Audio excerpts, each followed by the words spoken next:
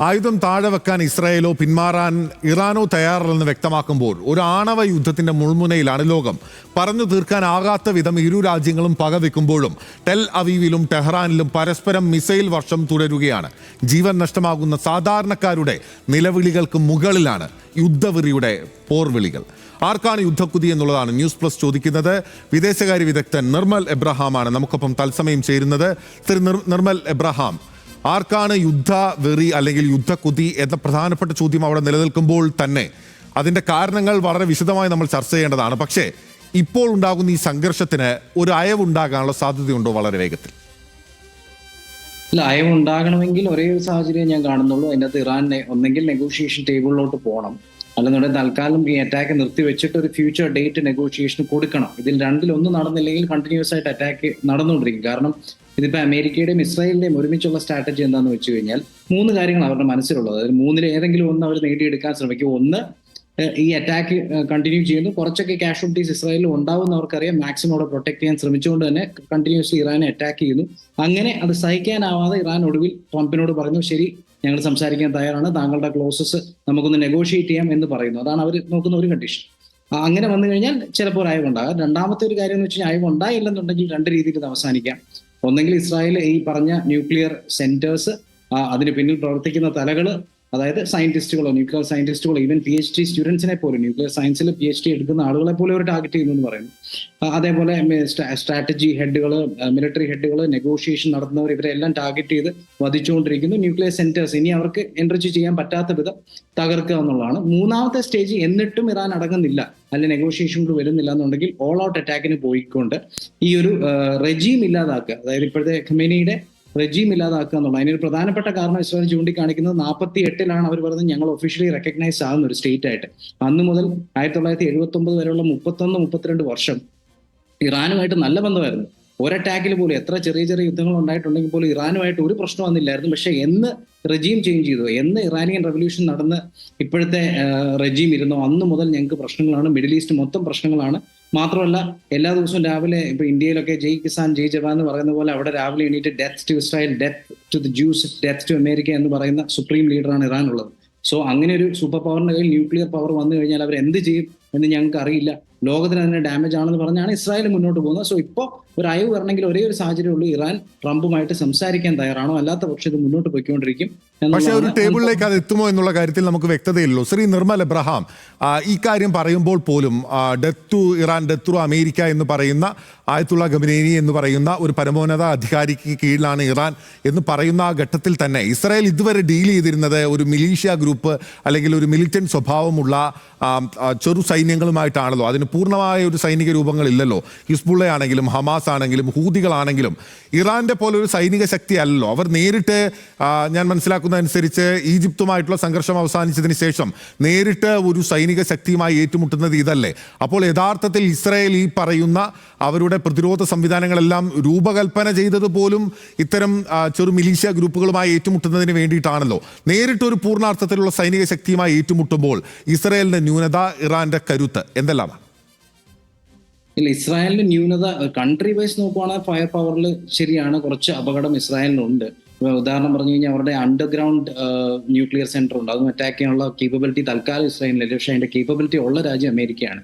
ഇതിന്റെ മുഴുവൻ പിക്ചർ നമ്മൾ നോക്കിക്കഴിഞ്ഞാൽ ഇത് അമേരിക്ക പ്ലേ ചെയ്യുന്നതാണെന്നുള്ളത് ഉറപ്പാണ്. കാരണം ട്രംപ് നെഗോഷിയേഷൻ വിട്ട് ഇറാൻ പോയപ്പോൾ തന്നെ പറഞ്ഞു, നിങ്ങൾ പൊയ്ക്കോ, പക്ഷേ ഇത് അംഗീകരിച്ചില്ലെന്നുണ്ടെങ്കിൽ അവിടെ ഞാൻ തകർക്കും എന്ന് പറഞ്ഞു. പക്ഷെ എല്ലാവരും കരുതുന്ന അമേരിക്ക കയറി ഇടപെടുന്നതാണ്. പക്ഷെ അവിടുത്തെ ജനങ്ങളെ, അതായത് മറ്റൊരു രാജ്യത്തോട്ട് ഇനി നമ്മുടെ ട്രൂപ്പുകളെ വിടില്ല, നമ്മളൊരു യുദ്ധം തുടങ്ങില്ല എന്നൊരു വാക്ക് കൊടുത്തിട്ടാണ് അദ്ദേഹം ഇലക്ഷന് പ്രസിഡന്റായി കയറിയത്. അതുകൊണ്ട് അത് ഇൻഡയറക്ട്ലി ഇസ്രായേൽ ത്രൂ ചെയ്യുന്നത്. അതുകൊണ്ട് തീർച്ചയായിട്ടും ഇറാൻ എസ്കലേറ്റ് ചെയ്യുന്ന ഒരു മോമെന്റ് എത്തിയാൽ അപ്പോൾ തീർച്ചയായിട്ടും അമേരിക്ക അവിടെ ഇടപെടും എന്നുള്ളത് 100% ഉറപ്പാണ്. ഇപ്പൊ തന്നെ മിഡിൽ ഈസ്റ്റ് നമുക്കറിയാം, ഖത്തറിലും കുവൈറ്റിലും ബഹ്റിനിലും ജോർഡനിലും സിറിയയിലും ഒക്കെ അമേരിക്കൻ ട്രൂപ്സ് ഉണ്ട്. ഏകദേശം 40,000-ത്തിന് മേളിൽ അമേരിക്കൻ ട്രൂപ്സ് അവിടെ തന്നെ ഉണ്ട്. ഇപ്പം ഷിപ്പുകളും നേവൽ ഷിപ്പുകളും എല്ലാം വരുന്നു.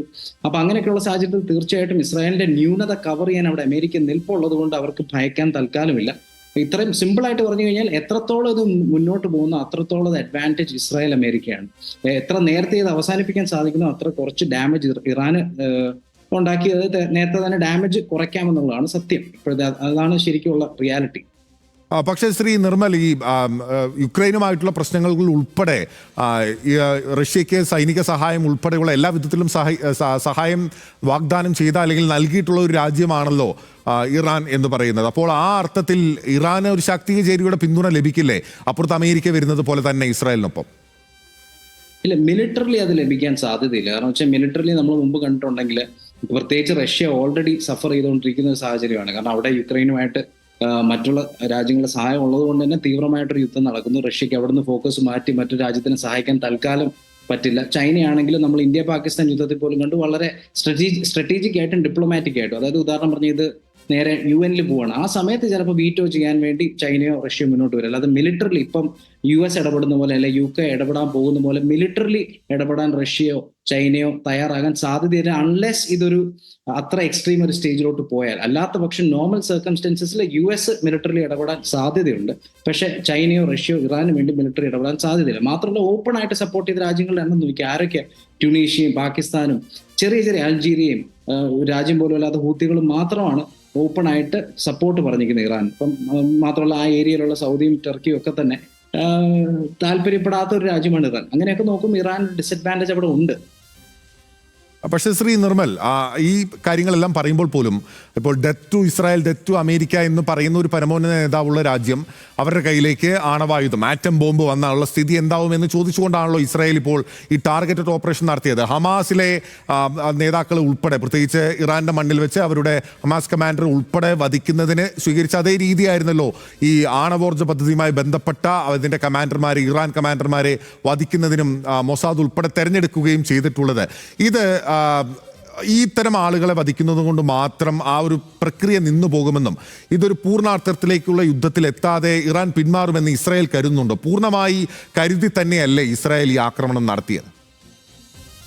കൃത്യമായിട്ടുള്ള കരുതലുണ്ട്. അതിൻ്റെ അകത്ത് താങ്കൾക്ക് നോക്കിയാൽ തന്നെ അറിയാം. എന്ന് വെച്ച് കഴിഞ്ഞാൽ മിലിറ്ററി ഹെഡുകളെ ടോപ്പിൽ ചെയ്യുന്നതിനൊപ്പം തന്നെ നെഗോഷിയേഷൻ നടത്തുന്ന ആളുകൾ മരിച്ചിട്ടുണ്ട്, സ്ട്രാറ്റജിക്ക് പിൻബലം കൊടുക്കുന്ന ആൾക്കാർ മരിച്ചിട്ടുണ്ട്. 6 സയന്റിസ്റ്റുകൾ, ന്യൂക്ലിയർ സയന്റിസ്റ്റുകൾ, അതായത് 60% എൻറിച്ച്മെന്റ് നിൽക്കുവാണ്. ഇത് മുന്നോട്ട് എൻറിച്ച് ചെയ്യണമെന്നുണ്ടെങ്കിൽ അതിനുള്ള തലയുള്ള ആളുകൾ വേണം, അവരെ പോലും തട്ടിക്കളയാണ്. പ്രോസ്പെക്റ്റീവായിട്ട് വളർന്നു വരുന്ന PhD സ്റ്റുഡൻസിനെ പോലും തട്ടിക്കളയാൻ റെഡിയായിട്ട് നിൽക്കുന്ന ഇസ്രായേൽ. സോ അവരുടെ ആഗ്രഹം ആവശ്യം ഇത് തന്നെയാണ്. ഒരു തരത്തിലും അതിനൊരു അപകടം ഇതാണ്, ഈ യുറേനിയം എൻറിച്ച്മെന്റ് 60% എത്തി നിൽക്കുകയാണ്. ശരിക്കും സാധാരണ നമ്മൾ നോക്കുമ്പോൾ 60% 90% എത്തിയാലേ ന്യൂക്ലിയർ കേപ്പബിലിറ്റി ആകുള്ളൂ. അപ്പൊ നമ്മൾ ചിന്തിക്കാൻ പോകുന്ന സമയം എടുക്കുമല്ലോ, കാരണം ഇവർ 60% എത്തിയത് വർഷങ്ങൾ കൊണ്ടല്ലേ. പക്ഷെ റിയാലിറ്റി അതല്ല, 60 to 90% എന്ന് പറഞ്ഞാൽ വളരെ അടുത്താണ്. ശരിക്കും പറഞ്ഞാൽ ഒരു മാസത്തിൽ താഴെ സമയം കിട്ടിക്കഴിഞ്ഞാൽ ഇറാന് ന്യൂക്ലിയർ കേപ്പബിലിറ്റി ആകും. അതുകൊണ്ടാണ് ഇത്ര ധൃതി പിടിച്ചും വെപ്രാളപ്പെട്ടും ഇസ്രായേലും അമേരിക്കയും ഇത് ചെയ്യുന്നത്. അതുകൊണ്ട് പ്ലാൻഡ് ആയിട്ടുള്ള സ്ട്രാറ്റജിയാണ് ഇറാന്.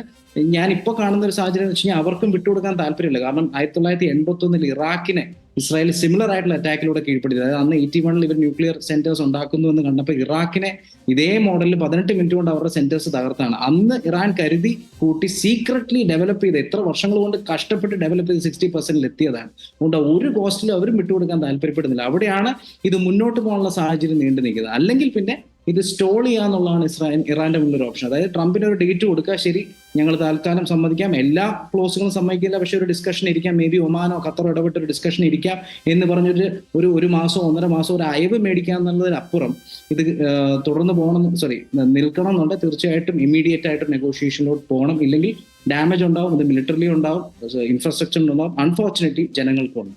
പക്ഷെ നിർമ്മൽ, അവിടെ ഒരു സംശയം, അമേരിക്കയെ എന്ത് അടിസ്ഥാനത്തിൽ ഇറാൻ വിശ്വസിക്കും എന്നുള്ളതാണ്. കാരണം ആണവ നിരായുധീകരണ ചർച്ച നടക്കും എന്നുള്ള ഒരു പുകമറയ്ക്ക് പിന്നിൽ നിന്നാണല്ലോ ഇസ്രായേൽ വളരെ വേഗത്തിലൊരു ആക്രമണം നടത്തിയത്.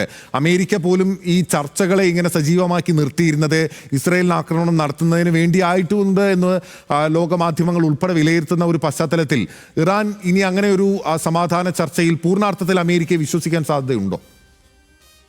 അല്ല, വിശ്വസിക്കാം. കാരണം ട്രംപ് ഓപ്പൺലി പറഞ്ഞു, ഇതിന്റെ ഒരു ടൈം ലൈൻ നോക്കിയാൽ ട്രംപിന്റെ ആവശ്യം ഇത്രേ ഉള്ളൂ.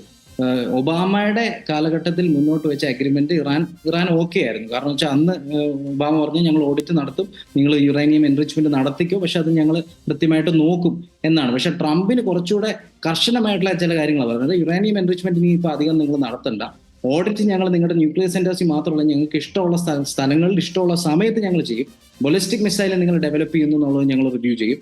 പിന്നെ നിങ്ങളുടെ ഹൂത്തികളെയും ഹമാസിനെയും ഇസ്ലാമിക് ജിഹാദിനെയും മറ്റ് പ്രോക്സീസിനെയും സഹായിക്കില്ല എന്നുള്ള ഉറപ്പ് ഞങ്ങൾക്ക് വേണം. അങ്ങനെയുള്ള കുറെ ക്ലോസസ് അഗ്രിമെന്റിൽ ചേർത്തൊരു ഡീലിലെത്തിയാൽ ഞങ്ങൾ സാങ്ഷൻസ് ലിഫ്റ്റ് ചെയ്യാം എന്നാണ് പറയുന്നത്. അവിടെയാണ് ഇറാന് പറ്റാത്തത്. അതുകൊണ്ട് ശരിക്കും പറഞ്ഞാൽ മീറ്റിംഗ് നീട്ടിവെച്ചത് അമേരിക്കയല്ല, ശരിക്കും നീട്ടിവെച്ചത് ഇറാനാണ്. കാരണം അവരെ സംബന്ധിച്ചിടത്തോളം ഇത് അംഗീകരിക്കാൻ പറ്റില്ല. അതുകൊണ്ട് മുന്നോട്ട് പോയിക്കൊണ്ടിരുന്നു. അന്ന് തന്നെ നമ്മൾ ഉള്ളിൽ കണ്ടിരുന്ന ഒരു ഡേഞ്ചറാണ് അമേരിക്ക നേരിട്ട് അല്ലെങ്കിൽ ഇസ്രായേലിനെ കൊണ്ട് അടുപ്പിക്കും എന്നിട്ട് ഈ ഒരു ഫിലോസഫി പറയും. അതായത് ഞങ്ങൾക്ക് ജീവിക്കാൻ പറ്റില്ല, കാരണം 60% നിൽക്കുന്നു, ഒരു മാസം സമയം കിട്ടിക്കഴിഞ്ഞാൽ ഞങ്ങളെ മൊത്തത്തിൽ ഇല്ലാതാക്കും എന്നാണ് ഇവരുടെ സുപ്രീം ലീഡർ പറഞ്ഞിരിക്കുന്നത്. അങ്ങനെ രാജ്യത്തിന്റെ അടുത്ത് എങ്ങനെ കൊടുക്കും, അതുകൊണ്ട് ഞങ്ങൾ തകർത്തു എന്ന് ഇസ്രായേൽ വന്നു. പക്ഷേ യഥാർത്ഥത്തിൽ അമേരിക്ക കരുതിക്കൂട്ടി ചെയ്തതാണ്, ഇറാനാണ് പക്ഷേ ഈ ഡിസ്കഷൻ സ്റ്റോൾ ചെയ്തത്. ശ്രീ നിർമ്മൽ, അവസാനമായി ഒരു കാര്യം കൂടി, ഒരു യുദ്ധം ഉണ്ടാകാതിരിക്കട്ടെ എന്ന് നമ്മളെല്ലാവരും ആഗ്രഹിക്കുകയാണ്. മനുഷ്യകുലത്തിൻ്റെ നിലനിൽപ്പിന് അത് അത്യന്താപേക്ഷിതമാണ്. പ്രത്യേകിച്ച് ആണവശേഷി കൈവരിച്ചിട്ടുള്ള ഒരു രാജ്യം ഇസ്രായേൽ, അത് കൈവരിക്കാൻ തൊട്ടടുത്ത് നിൽക്കുന്ന, അവരെത്രത്തോളം റിസർച്ച് ചെയ്തു എന്നുള്ളത് നമുക്ക് ഈ പുറത്ത് കേൾക്കുന്ന അറിവുകൾ മാത്രമേ ഉള്ളൂ. അതിന് തൊട്ടടുത്ത് നിൽക്കുന്ന, താങ്കൾ ചൂണ്ടിക്കാട്ടിയതനുസരിച്ച് 60% യുറേനിയം സമ്പുഷ്ടീകരണം പൂർത്തിയാക്കിയിട്ടുള്ള ഒരു രാജ്യം അപ്പുറത്തെ ഭാഗത്ത് നിൽക്കുകയാണ്.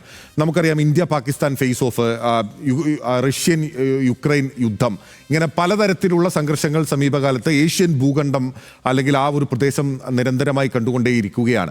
ഇതിപ്പോൾ ഓയിൽ, പ്രധാനപ്പെട്ട ലോകത്തിൻ്റെ ട്രേഡിനെ നിയന്ത്രിക്കുന്ന ഓയിൽ കൈവശം വെക്കുന്ന ഒരു പ്രധാനപ്പെട്ട രാജ്യവും അതുമായി ബന്ധപ്പെട്ട മേഖലകളാണല്ലോ.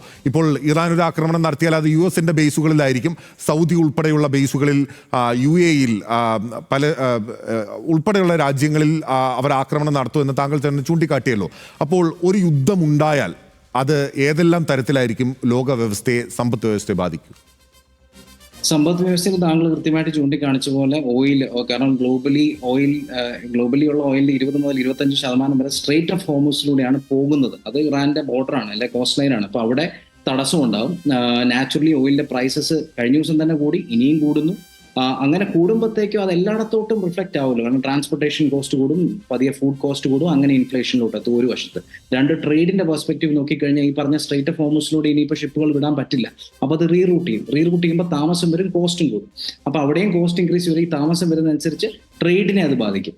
മൂന്നാമത് സ്റ്റോക്ക് മാർക്കറ്റുകളെ ബാധിക്കും. പ്രത്യേകിച്ച് മിഡിൽ ഈസ്റ്റിലൊക്കെ ഉള്ള ഇഷ്യൂ എന്ന് വെച്ചാൽ സൗദിയൊക്കെ ഇത് എത്രയും പെട്ടെന്ന് നിൽക്കാൻ ആഗ്രഹിക്കുന്നത്. കാരണം സൗദിക്ക് ഇപ്പോൾ വിഷൻ 2030 എന്ന് പറഞ്ഞ് മുന്നോട്ട് വെച്ച് കഴിഞ്ഞ ഒരു 5-6 വർഷമായിട്ട് വളരെ ലിബറലൈസ്ഡ് ആയിട്ടുള്ള ഒരു എക്കോണമിയിലോട്ട് പൊയ്ക്കൊണ്ടിരിക്കുക. അപ്പോൾ അവരും ആഗ്രഹിക്കുന്നത് എത്രയും പെട്ടെന്ന് നിൽക്കാൻ.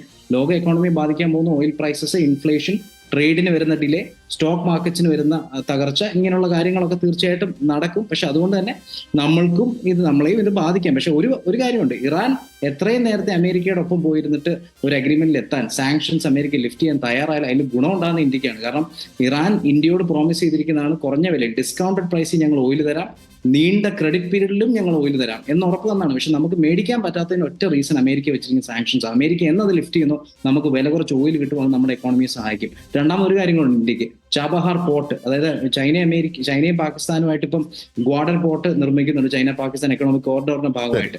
അതിന് വിപരീതമായിട്ട് പാകിസ്ഥാനെ മറികടന്ന് നേരെ അഫ്ഗാനിസ്ഥാനിലോട്ട്, സെൻട്രൽ ഏഷ്യയിലോട്ട് നമുക്ക് ട്രെയിനിലുള്ള ആക്സസ് വരുന്ന പോർട്ടാണ് ചാബഹാർ പോർട്ട്. അതിന്റെ അഗ്രിമെന്റ് നമ്മൾ ഇറാനുമായിട്ട് സൈൻ ചെയ്ത് വെച്ചു. പക്ഷെ അതും മുന്നോട്ട് നീക്കാൻ സാധിക്കാത്തത് അമേരിക്കയുടെ സാങ്ഷൻസ് ആണ്. അതുകൊണ്ട് ഇറാനും അമേരിക്കയും ടേബിളിലെത്തി സംസാരിച്ച് റെഡിയാക്കി കഴിഞ്ഞാൽ അവിടെ ശരിക്കും ബെനിഫിറ്റ് ചെയ്യാനൊന്ന് ഇന്ത്യക്കുണ്ട് എന്നുള്ളതാണ് വാസ്തവം. ഉറപ്പായും. വളരെ നന്ദി. ശ്രീ നിർമ്മൽ എബ്രഹാമാണ് ഇക്കാര്യത്തിൽ പ്രതികരണവുമായി ന്യൂസ് പ്ലസിൽ അതിഥിയായി എത്തിയത്. യുദ്ധം ഒഴിവാകട്ടെ എന്ന് തന്നെയാണ് ലോകം ഒന്നായി ആഗ്രഹിക്കുന്നത്.